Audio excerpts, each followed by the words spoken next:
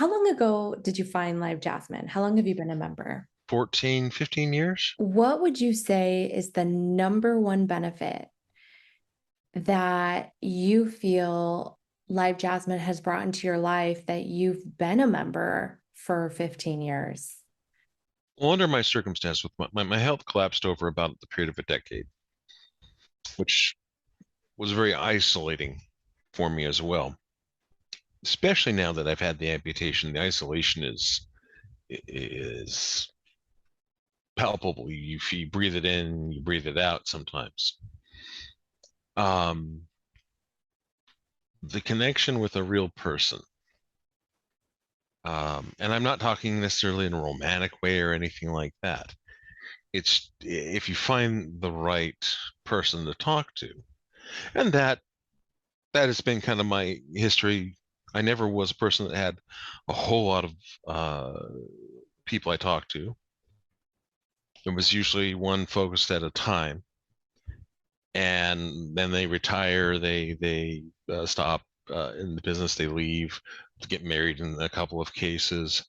And I'm still friends with a couple of those, but you realize that I mean, I personally realized that I came to value that personal connection. Um, yeah, that was probably the most important part of it, to be honest. So, personal connection is what you would say has been the main factor that has kept you at LiveJasmin. Yeah, and just level of that of what's the word I'm looking for? The level of personal attention back and forth. You are doing this interview with me for Life in Red Hmm. as LittleRedBunny recommended that you take part in this project. I'm And flattered. what that tells me is that she thinks very highly of you and that you guys have, a very strong friendship and connection. And I would love to hear more about that. When did that start? Is she the main model that you see on LiveJasmin? She is. In 2018, I wrote a very long letter that a couple places picked up, and why not actually film the video with me about it back in 2018, just talking about the personal connection and how I felt this genuine friendship with Little Red Bunny and how much I appreciated it. At the time, I even went so far as to say she helped save my life. I've realized that telling somebody they've saved your life is putting a burden on them that they may not want. Better to say that I made it this far and learned this much in no small part thanks to you. I've known her about 8 years.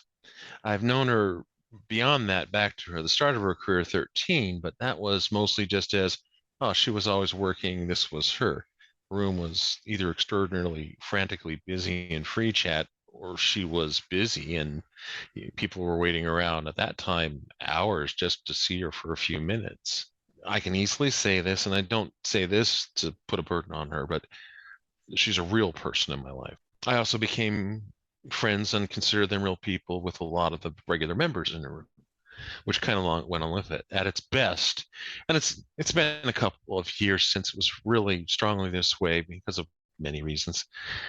We talked with each other in there as much as we might talk with her, and know each other's birthdays and know each other's work and things that are going on. And it's very much almost like a neighborhood bar. But the idea of there's a place where everyone kind of knows who you are, you can settle in that comfortable spot, order a beer, and just chill. You could participate more. That was always there, and that was something that a lot of people, like myself included, built up over time. I really love hearing that because obviously on LiveJasmin, the main draw for members is the model, right? Like that's really who they're coming to connect. 100%, 100%. But to hear that, some models have created this community and this culture in their rooms that Oh you yeah. take into a community bar, and you guys know each other's birthdays and you connect and you're talking to them just as much as her, I think that it intensifies the experience of connection, and interaction. It does. It makes it a place you're much more likely to visit more often. Yeah. Uh, it you do develop a loyalty towards the model. I can't agree enough with that. You said something earlier that Mhm. I want to come back to because I would just like to know more, which was it was about the letter you wrote and where you Oh, mentioned yeah, that Little Red Bunny, you for you at the time, how you would describe it was life-changing or life-saving. yes.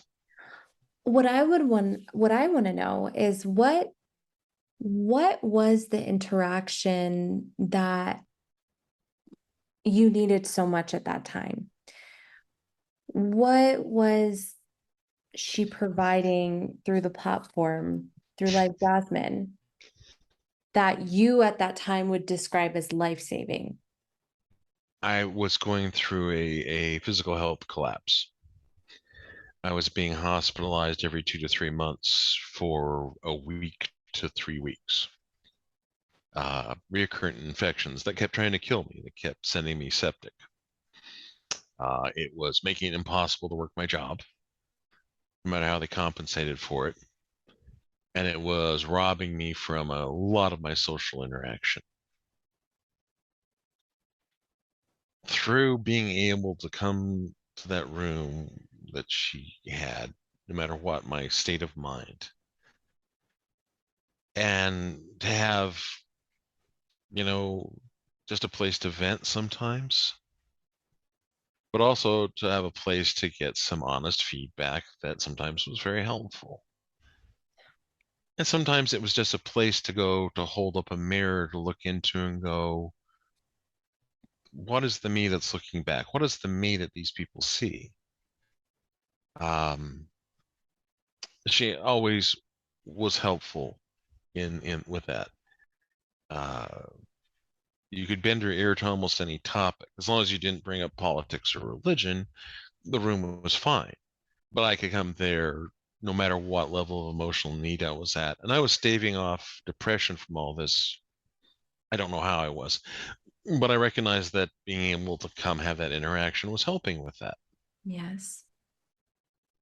Um, I I won't say I've ever been truly suicidal because I have had suicides close to me through friends and family. Will have say that I've had destructive thoughts that to the point where I just said I wish I did not exist. Um, and like I said, being able to go to a place to have that anchor, to have that interaction, because she works every damn night she can practically. It's where I could release the pressure from the boiler so it wasn't going to explode. I really like what you just said, where you said you were able to release the pressure of the boiler so that you didn't explode. Mhm.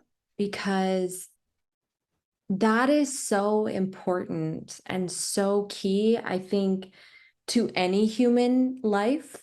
I mean, like we all reach levels of pressure, and that needs to, in different ways, varying ways, but it needs to be released.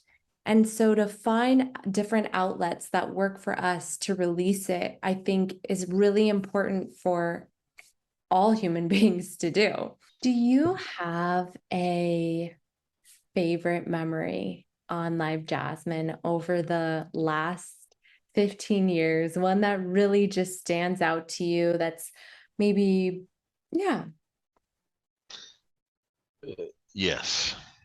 And I think it was around the time people were doing the ice bucket challenges.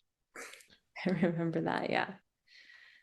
Yeah, I'm not sure if I'm mixing the two memories up though. She also had a little mini pool on her bed. It was a bold idea, and you could tell that okay, this she had taken some risks in coming up with this idea, but it was a mess. Water was getting everywhere. It was so, I mean, you could just tell her level of okay, gritting the teeth grew as the night went on with that. Never again, and she'll never know it. Everyone brings it up because it's such a popular memory and time, but I don't think she'd ever do that again. That's probably my favorite memory. I think she brought that story up to me in our interview, actually. It was a hell of a night. What is it about that memory that makes it your favorite? Well, probably for the same reason she brought up the story to you, and others would probably bring up the story. It was a feeling of a very feeling of the community all together. One of the final questions I love to ask and in the interview with is what's something you're the most grateful for in your life right now? I'm very thankful for this life. This is going to sound weird under the circumstances that we're living today. I am thankful for the goodness in humanity because I still think it's stronger than the bad.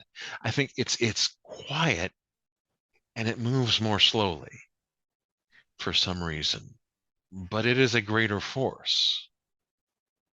Um, the badness, the loudness, the brashness, the rudeness, that sticks out more.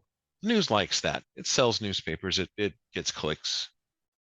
It is not the greatest part of humanity, though. It's not, I think, the majority. So that's a bit of a. There's a Sagittarian answer for you, broad and expansive and positive. Love it. That was beautiful. That was really beautiful. And I really appreciate your answer. And I appreciate how you ended it by, sharing your belief in humanity, because I think that's an important one for all of us to meditate on. It's what I try to lead with when I'm doing watching a bunch of news, getting up and informed in things. Well, we really appreciate you sharing your part of your story and your journey with us. I appreciate you doing this. I want to see a normalization of certain things. I want to see this shame cycle and taboo cycle that we seem to run through and are going to the extreme conservative side in a lot of countries now. Done. This should be mainstream. This should not be something anyone is ashamed of. You need to talk to somebody online and it's a real person and this is a venue for that. Where's the shame in that? Time to be normalized. What's not obvious is stories like yours and how um, Yeah, if you want to hear the funny twist on it between Little Red Bunny and I, we've never done anything intimate, not in any private ever. Well, there have been a lot of privates. it's That incredible. is Yeah. just not an aspect of what I think I may be one of the only members that's true with. I don't know, but it's possible. So yeah, it definitely what you're saying is absolutely accurate. Thank you so much for this interview and for your Thank you. time. It's Yeah. your time too. I appreciate that. Thank you.